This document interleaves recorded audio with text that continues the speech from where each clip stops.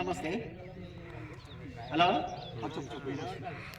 అయితే నేను ఇంతకుముందు చిన్న చిన్న మందులే కొట్టుకుంటూ వచ్చిన అంతా 15-20 రోజుల కానించి వెళ్ళి ఒకసారి సఫారీ కొట్టిన, సఫారీ తర్వాత సిస్మెంట్ను అలక్ట్ కొట్టిన, తర్వాత జబ్బును మూమెంట్ కొట్టిన, దీనికును ఆ అవతల పక్క పూజిత వాళ్ళకి పెట్టిన, దానికి దీనికి సేమ్ కొట్టిన, దానికి తెగుళ్ళు వచ్చినాయి, ఏరుకుళ్ళు వచ్చింది, దాని బొబ్బర వైరస్ ఉన్నది, దీంట్లో అయితే నీట్గా ఉన్నది. దీంట్లో ఇంతవరకు ఏరుకుళ్ళు లేదు, బొబ్బర వైరస్ లేదు, తెగుళ్ళు లేదు.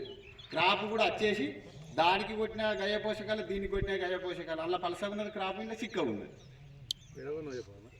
ఇది వంశీ సీరన్న కాడ తెచ్చిన వరంగల్.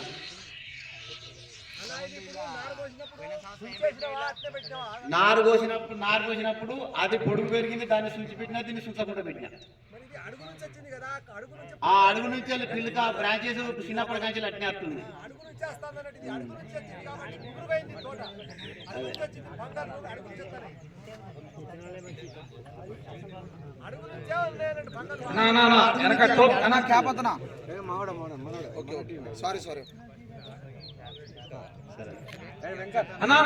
మీరు మాట్లాడుకోవాలి, రైతు మాట్లాడుతున్నాడు కదా, రైతులు అడగండి.